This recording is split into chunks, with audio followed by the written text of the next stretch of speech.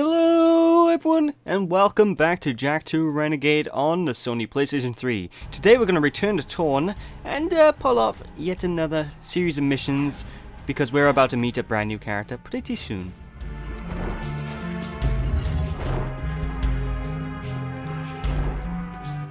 One of the Baron's mining operations is under attack by the metalheads. That's not our problem. It is our problem when the foreman's one of the underground's best informants. His name is Vin, and he's just valuable enough to save. Find the warp gate at the power station and use it to travel to the strip mine so you can rescue Vin's pathetic hide. Hey, Tattooed Wonder, how come we get all the crappy missions? Because I don't like you. Fair enough. Whatever deal the Baron made with the metalheads, the city's eco is almost gone, and his time is running out. If we don't get the kid back on the throne soon, there may not be a city left to defend. Okay, so it's time to go off to the mining place thingy, whatever he said, to help out good old Vin. Vin Diesel, Groot. I am Groot. I don't know where I'm going with this. But basically, when we go to meet this new character, he's quite a perky one, shall you say. I'm quite a big fan of Vin as a character. It seems so jumpy and erratic. You guys will see what I mean. He's a good character though. He's a good guy. I like him. But we are gonna, by going to this character, we have unlocked several couple of missions in a couple of brand new areas, folks. That's right, we're going to new areas, new platforming challenges. I say with quotations, because only one of them is really a platforming challenge level, the other one's like a turret sequence. But I'll talk about that in a bit. So just go to the brand new lightning mark that is available on the Mac, which will be the power station. We go here, talk to Vin. Well, we don't talk to Vin yet. We go in here, and there should be a one of them warpy thingies that we used to take back in the original Jak and Daxter game. You know, the points that you jump into and suddenly, boom, you're a portal. You're somewhere else. You're somewhere else in the world, you know? A portal. Yeah, the warpy portals. You know, those things. The big swirling thing right in front of us. That thing. That. So yeah, let's just jump right on inside, and this is an area that it's going to be reoccurring later on in the game as well. We're going to be coming here a couple of times, but I recommend pulling out your blaster from the very get-go, because we got a load of brand new metalhead types, folks. Mainly the Scorpion Goons. They basically go down in one shot, but if they get near you in a swarm, they can be a bit of a nuisance to deal with. And these monkey guys are back as well. I think we dealt with them back in the sewers, but I could be wrong. Some of the enemy types, they so blend together for me. I always get confused between some of the metalheads. Don't get me wrong, I love the design of the metalheads, because, what can I say? They rock. You get it? Because the name's Metalhead? Oh, you're gonna be head over heels for my buns.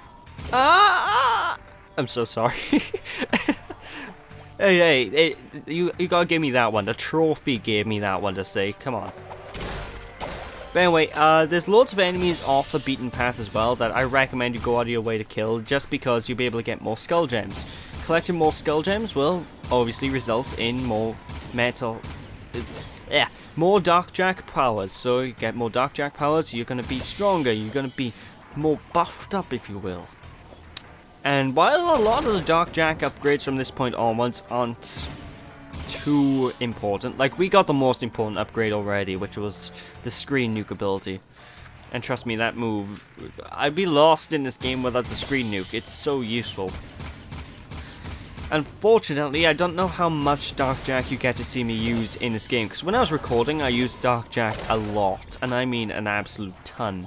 But I cut out most of my deaths, so whenever I used Dark Jak, chances are I died. Which means I cut out a death, which means the Dark Jak gauge will mysteriously disappear and I will not be transformed anymore. Which is a bit annoying, because I wanted to show off Dark Jak a bit more than I think I do show off in a playthrough. But yeah, if you guys want to see more Dark Jak, buy the game. Basically. It is a good game, I recommend it, honestly. But I get into my full thoughts on the game when we get to the end. You know, I want to do the playthrough first until I give my full opinions on everything as a whole. But yeah, I love the blaster power-up. It's such a useful ability, and those, you might see that giant drill platform thingy right behind us now. That drill platform thingy you're gonna hate with a passion later on in this game. Well, if you're playing the PlayStation Vita version, you're gonna hate that drill platform thingy, because there's a certain mission later on that involves a hoverboard, and you have to sort of time your jumps so you throw a bomb at a specific angle. Unfortunately, the PS Vita version doesn't have full 60 FPS, and honestly, the PS3 version isn't the greatest port in the world either. It works for what it is, but it's not as good as the PS2 version of the game. But the game on the Vita version just runs poorly. So if you do get the Jak collection, the Jak trilogy and HD, don't get the Vita version, for the love of God. Seriously, the PlayStation Vita version of this game, just butcher it. The frame rate's awful, and it becomes so much harder to play on the Vita as a result. That's the only reason why I can't play the Vita version. It just doesn't run well. I can't really vouch for the Ratchet trilogy, because just like I said, well actually I never said this, I don't think, because my Ratchet playthrough got cancelled due to reasons. Like my PS2 isn't very compatible with my recording hardware. But yeah, basically, unlike the Ratchet and Clank trilogy, which I hear is actually pretty good, the Jak trilogy does have a few issues. And I'm not recording the PS2 version because it's more of a matter of I physically can't do it. At least not until I unless I buy certain things, which I don't want to buy right away. But I digress. Anyway, now we've gone through all this area. Like I said, the best thing to do by here is to take things slow. Take things really slow and to kill all the enemies from a distance, because otherwise you may have a few issues, especially with these flying goons on this last stretch. But reach the end, jump on over the platforms, wait until you reach the end by here to the big glowy light, and we're done. So let's meet Vin, shall we?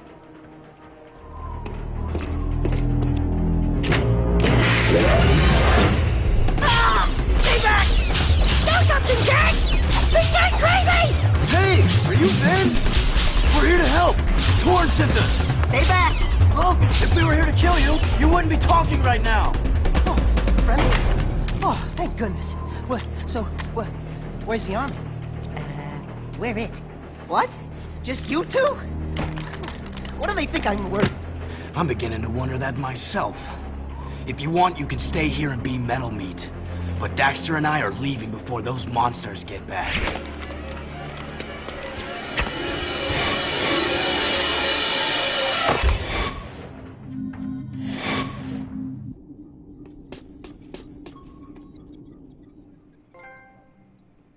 Okay. I thought there was meant to be a cutscene, I guess not. Oh, but we do need to go back in because there's a mission right there. What? Why did nothing activate? Ugh, Jesus. Hey, I want to thank you guys for saving my butt out there at the strip mine. And we'd like to thank you for being such a bad shot. Oh, yeah, sorry about that, guys. I'm a bit jumpy these days. Jumpy? We hadn't noticed. Ah! A metalhead behind you! Ah! Just kidding. Nice reaction time, though. Not funny! Those metalheads have been attacking our mining operations, and we're running out of eco. Eco power keeps the city shield walls up, and if the shield drops, well, we can all kiss our butts goodbye! I've got a few surprises for those metalheads. You've got to keep the shield walls up until the Shadow figures out what to do. My readings show a drop in eco flow at the drill platform. Probably some metalhead egg sucking away power. So use the warp gate to go to the platform and destroy every metalhead egg you can find.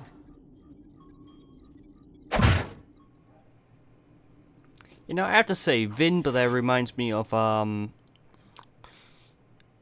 Actually, I was wrong. What am I on about? There wasn't really a turret section. We have to deal with turrets, but there's no turret section. Okay, I have to reiterate myself from earlier in the playthrough. Is part even. But Vin really reminds me of the Blue Sage from Jak and Daxter 1, doesn't he? He looks so similar. His personality is pretty much the same. But anyway, with these big spinny Beyblade guys here, what I recommend doing is grabbing hold of the scattergun. This is the best way to take these out because they like to swarm you, and when they get close to the scattergun, it's just taking out like 5 to 10 of these guys in a single blast. It's such a great thing. Although we do have access to a turret by here, so let's jump in, and you see these giant metal eggs.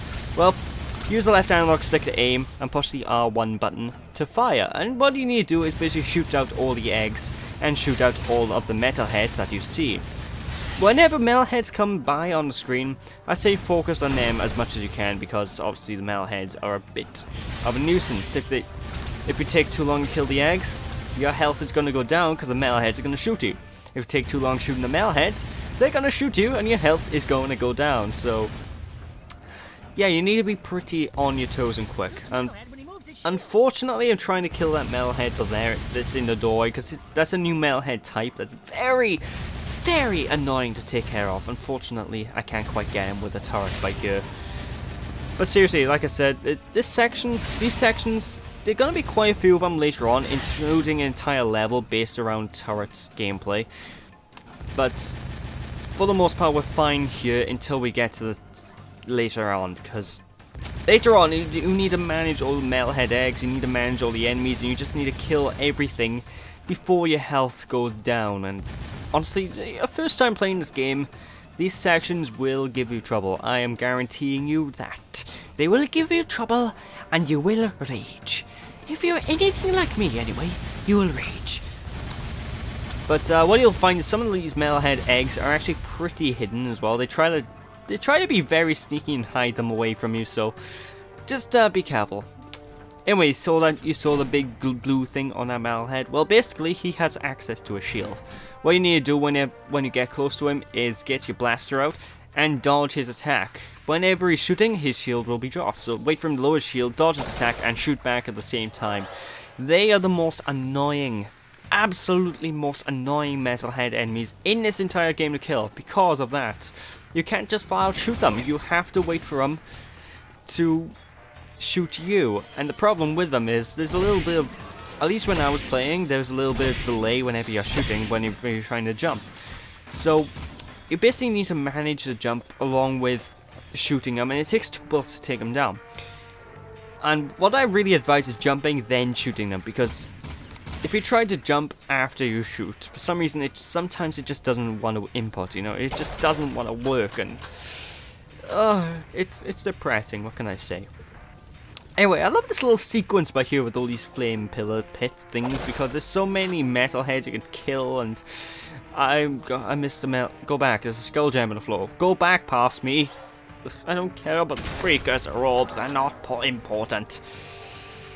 Like I said though, I'm not going for all the precursor orbs in this game because there's honestly no point to them unless you like cheat codes. So any precursor orbs I know what they're there, I'm gonna pick up, or that are just in the beaten path I'll pick up.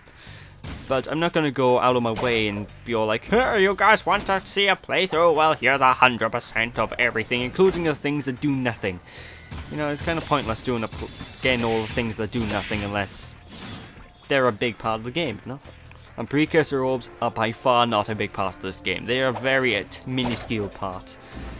But yeah, these Beyblade enemies, just let them rip by shooting the scattergun at them, and that's all I can say. Is honestly, I love this enemy type, the Beyblades, because, well, one thing, the Beyblade jokes you can make, you know, you gotta let them rip and Bob's your uncle.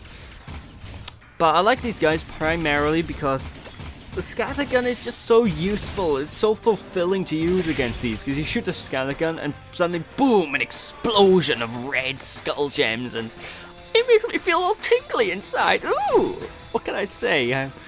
I'm very, Jesus, surprise, motherfucker. It's a very, I don't know, I like it, you know. I'm very easy to please, something that's fulfilling I like. But anyway, I think there's only 2 major turret sequences in this first mission for Vin, so just jump on this turret here and we should be pretty much on the last stretch if I recall. But we can actually see an area we're going to in a far later mission, like 5 or 6 parts down in the game. I'm actually not entirely sure how late into the game that mission is, I can't remember. Because this footage is pretty old, but yeah, we can, if we look behind us right now, we can actually see a platforming sequence we won't be doing. And that's a platforming sequence I don't like it that much. Because when we get to that platforming sequence, we'll have this giant mech suit. Yeah, I know it sounds awesome, right?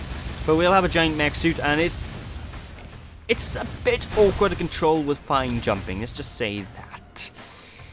At least that's if I'm remembering correctly. I could be pretty wrong. Anyway, like I said, these eggs are pretty damn hidden at times. So just look around, and they'll be behind you. They'll be on the walls. They'll be on ceilings. They can be very difficult to locate at times. So just keep looking around until you find them and shoot them if they're in your view. Anyway, when this lift's going down by you, I recommend instantly putting on the scattergun because his enemies just waiting for you right away.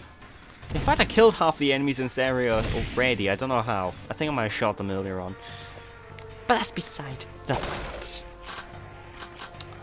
Anyway, this the game is very good. The game, I think the way the crates in this game work is they'll give you, like, certain crates will always give you health. But then sometimes you have, sometimes you run into crates that give you ammo even. Oh wait, I was wrong. This is a platforming sequence we do now. Oops. I gave you false information. Derp. My bad. But I think the way the crates work is the game knows what weapons have least ammo, and it'll sort of... Everything's chance-based, and the percentage of how much ammo you get for a certain weapon depends on how low the weapon's ammo is. I think that's how it works anyway. Hence why it's giving me scattergun all the time, because I've been using the scattergun a hell of a lot in this mission. That's all the developers just knew, that you'd be using scattergun a lot in this mission, and they literally placed scattergun crates everywhere. And if that's the case, that's just good game design. So it's a win-win regardless. Anyway, I was wrong. I think this is the final sequence here with the turret. I'm sorry guys, it's been about a year since I recorded this footage. You know, I can get things mixed up from time to time. What can I say? And which is strange how I'm getting things mixed up, because I actually watched this footage back not long ago, so I think my brain's just having I'm having an off day with my brain, what can I say? Die, metalhead scum! Rock and roll will live on! Rock and roll will live on! Of course, rock did fail to devour the metal, so, yeah. A bit of Tenacious D references for you. I love that band, actually. I haven't heard them for a long time. Good old Jack Black and whatnot. Can never go wrong with them. But anyway, what we're about to see is quite an awesome set piece when we destroy these set of eggs here. Because you see that giant pillar? Oh my god!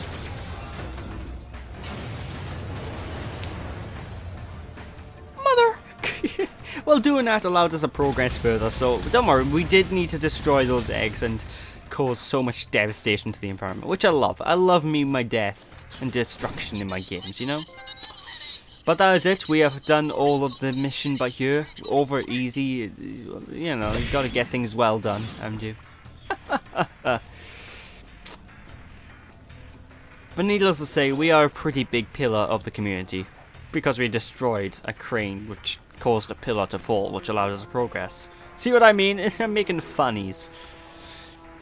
But this does give us a good way so we don't have to backtrack a long way to get back to Vin's lab. So with that, folks, that is the end of this part. So thank you all for watching. Hope you all enjoyed. Don't be sheepish, people. And we'll return next time. We'll probably do a couple more Vin side missions in order to try and gain access back to the Baron's Palace. So thanks for watching, people. Hope you all enjoyed. Don't be sheepish. And I'll see you all next time. Bye!